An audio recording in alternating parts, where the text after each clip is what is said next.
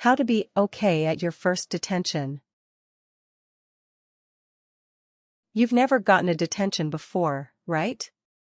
But today, you just happened to lie about getting an A on an assignment that you never did, and your teacher finds out.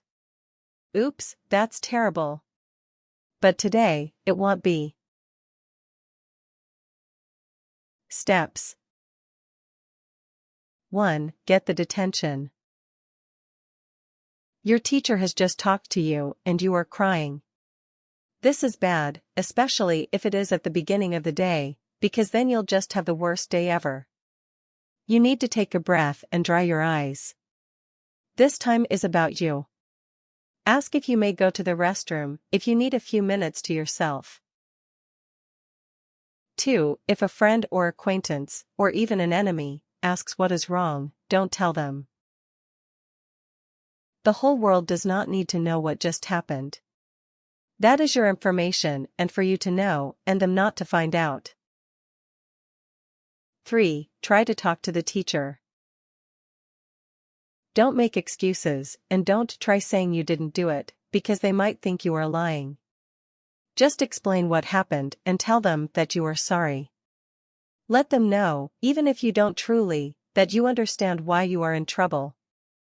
Tell them, and be true to your word, that you will not let it happen again. 4. When you get home, especially if your teacher has contacted your parent, they might be pissed off, to say the least. Start by asking them how many detentions them and their spouse have ever gotten. Let them know that even Einstein got in trouble every here and there. You aren't the first good student to get in trouble, and you won't be the last. 5. If they won't quit interrupting you, tell them, respectfully, please, let me explain. I understand I made a mistake. Would you please just let me explain what happened? 6. When explaining, don't cry. Talk in your big boy, girl voice, or else they will think you aren't ready to explain.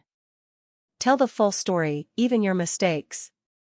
Tell them what you told the teacher, about how you understand that you made a mistake and you promise you won't let it happen again. 7. Before your detention, you will need to deal with what you will do there. Depending on your school, you can do different things.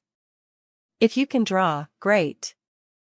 See, you can already do something semi-fun, depending on the mood you are in that day. I would advise getting any homework you have for that day, and your textbooks.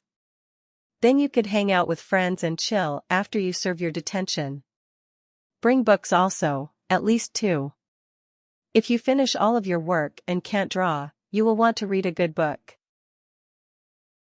8. Be respectful when you are in your detention.